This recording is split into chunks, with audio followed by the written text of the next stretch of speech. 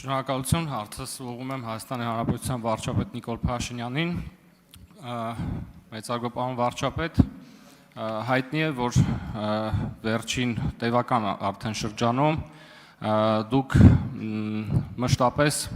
հանրայինորեն հրավիրել եք նախորդ երկու չընտրված նախագահների եւ մեկ մասամբ ընտրված կամ չընտրված նախագահի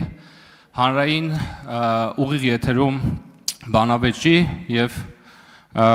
մենք եւ մեր հանրությունը մի տարօրինակ իրավիճակի ենք ուրեմն ականատես լինում, երբ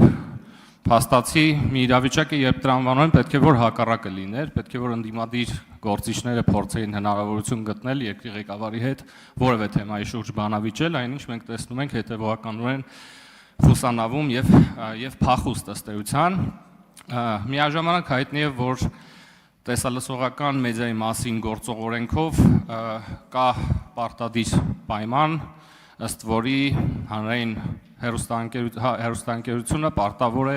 մարզկենտրոնների ընտրությունների եւ համապետական ընտրությունների նախընտրական քարոզարշավի բոլոր մասնակիցների եւ մասնավորապես առաջին համարների մասնակցությամբ կազմակերպել բանավեճ, բայց այդ բանավեճերին չներկայանալու համար գոյություն չունի սանկցիա եւ կա կարծիք, որ պետք է նաեւ նախատեսվի որոշակի սանկցիոն ինչ-որ մեխանիզմ, որով բերման կենթարկվեն, ինչքան էլ տարօրինակ է ասել, այս մարդիկ, որպեսզի վերջապես այդ բանավեճերը տեղի ունենան, ես կուզեի այս հարցի վերաբերյալ ձեր կարծիքը, շնորհակալություն։ Հարցին կպատասխանի Հայաստանի Հանրապետության վարչապետը։ Համեցեք, պարոն Փաշինյան։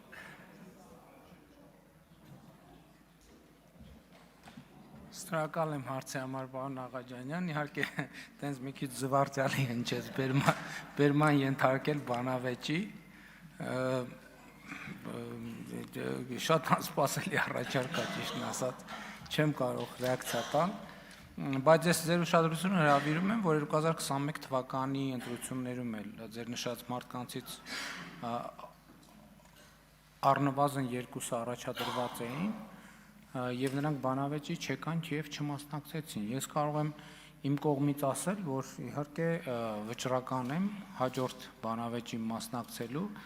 եւ բանավեճի իմ հրավերը իհարկե շարունակում է մնալ ուժի մեջ։ Ես նախկինում վերջերս առիթ ունեցա անդրադառնալ, որ տեսեք այդ մարդիկ մի կողմից ասում են, որ ինձ հետ բանավեճելու բան չունեն, բայց հենց սկսում են խոսալ 4 վայրկյանից ինչ որ խոսում են ամբողջ ինձ հետ բանավեճ է։ Ընդ որում ես այսօր էլի ընդդիմությունը հարց ու պատասխանին ներկա չի, ես բյուջեի քննարկման ժամանակ սենց հարցեր են տալիս, ասենք զեկուցողներին, այդ թվում ազգային ժողովի պատգամավորների հարցեր են տալիս, որ իմ լիազորությունների հարցեր է, վարչապետի եւ կառավարության լիազորություններին վերաբերող հարցեր է։ Խոսում ենք 44-օրյա պատերազմի քննիչ հանձնաժողովի մասին եւ ձեր նշած բանում հարցազրույցներում խոսում են պատերազմի ժամանակվա իրադարձությունների մասին։ Լսեք, ոնց որ մոռացվել է, որ ես 5 ժամ ուղիղ եթերում 10, չէ 5 10 լավ, հիմա նույնիսկ չեմ հիշում ինչքան, բայց տևական շատ հարցերին ուղիղ եթերում պատասխանել եմ։ Այդպիսի մի դրվագ չկա, որին ես չեմ անդրադարձել։ Հիմա եւ դա շատ բան տրյուկ է, որ մտածել, որ մարդիկ դե քանի տարի անցել է, մոռացել են, մի հատ էլ այդ նույնը ասենք, եւ ըստ էության այդ նրանք խոսում են միայն այդ ժանրով։ Իրանք բացի բանավեճից, եթե ուշադրիր իրանց տեքստեր նայեք, բացի ինձ հետ բանավիճելուց ուրիշ բան չեն ասում։ Ամբողջ ինչ խոսում են ինձ հետ բանավեճը։ Ես էլ ասում եմ շատ լավ տենց, ընդ որում ես ձեզ ասեմ։ Հիմա ես զգում եմ, որ մարդիկ որոշակի լարված մարդիկ դժգոհ են, որ մենք անդադ ռեակցիա ենք տալիս իրանց։ Որովհետև ասում են, հա լավ, ինչքան կարելի է իրանց հետ խոսել։ Բայց մյուս կողմից է, եթե անարձագանք թողնենք, այդ մոռացության ֆենոմեն օգտագործելով կասեն դե տեսեք ասեցինք ձեն չանեցին։ Այսինքն իրականում այդ բանավեճի անհրաժեշտությունը եւ պահանջարկը կա եւ իրանց խոսակցությունն է Եվ մենակ այդ ժամանակը ավարտվելու, երբ որ դեմ դիմաց գան, խոսեն եւ հանրությունը ի վերջո բոլոր հարցերի պատասխանները ստանա։ Արձագանք։ Այդ ֆորմատով ստանա, որտեղ մյուս ֆորմատներով մենք տվել ենք պատասխանները։ Ձեր առաջարկի մասով է խորհրդարանը թող քննարկի, Վենետիկի հանձնաժողովի հետ խորհրդակցեք։ Խնդրեմ պարոն Աղաջյան։ Շնորհակալություն, պարոն վարչապետ։ Կա նաև իհարկե տեսակետ, մասնավորապես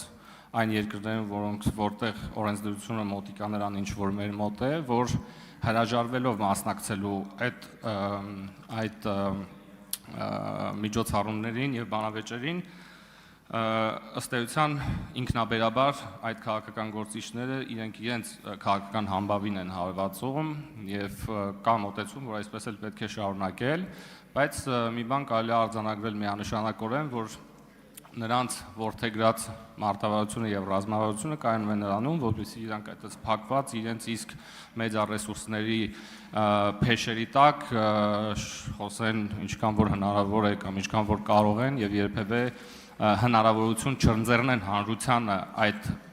ճշմարտությունը վերհանել, մասնավորապես բանավեճերի միջոցով եւ կարծում եմ սա մի թեմա է, որի մասին մենք մշտապես պետք է խոսենք նախքան գալիք ընտրությունները։ Շնորհակալություն։ Համաձայն եմ, պարոն Աղաջանյան, կայացած ժողովրդավարության համակարգում նման բանավեճերից հրաժարվելը ըստ էության երաշխիք է ընտրական խոշոր անհաջողության։ Ես ձեզ ուրիշ բան ասեմ, ես 2020 թվականից հետո հիմնականում նաև կոവിഡ്ի հետ կոവിഡ്յան շրջաներ եւ այլն հիմնականում ասուլիսներ էի անում կամ հարցերի է պատասխանում on-line ձևաչափով եւ մեծ աղմուկ էին բարձրացնում, որ լրագրողների հետ ես չեմ շփվում եւ այլն եւ այլն։ Տեսեք, ձեր նշած մարդիկ թող գան լրագրողների միջավայրում կանգնեն, պատասխանեն հարցերի, ոնց որ ես եմ պատասխանում։ Ես այսօր ազգային ժողովում կներեք իհարկե չեմ կարող ասել քանի լրագրող էին կամ կառավարության նիստերից հետո այս ընթացքում չեմ հիշում քանի ասուլիսներ եմ արել։ Իսկ այդ մարդիկ հրավիրում են իրենց կողմից ֆինանսավորվող եւ իրենց պատվերով կառավարությանը եւ քաղաքական մեծամասնությանը հայհոյող բառից բուն իմաստով հայհոյող ինչ որ անձանց ու նրանց առաջ կանգնած խրոխտ հարցազրույցներ են տալիս։ Բա գնացեք, իսկ ձեր նշած մարդն էլ ասում էր, դե ձեզ թվում է, ինձ հաճելի է գնամ ընտրությունների ժամանակ այդքան ժողովրդի հետ շփվել։ Այսինքն ինքը մի հատ էլ բան է, էլի, ասենք դե արի մի ասա, հիմա ասեմ կասեն, չասեմ։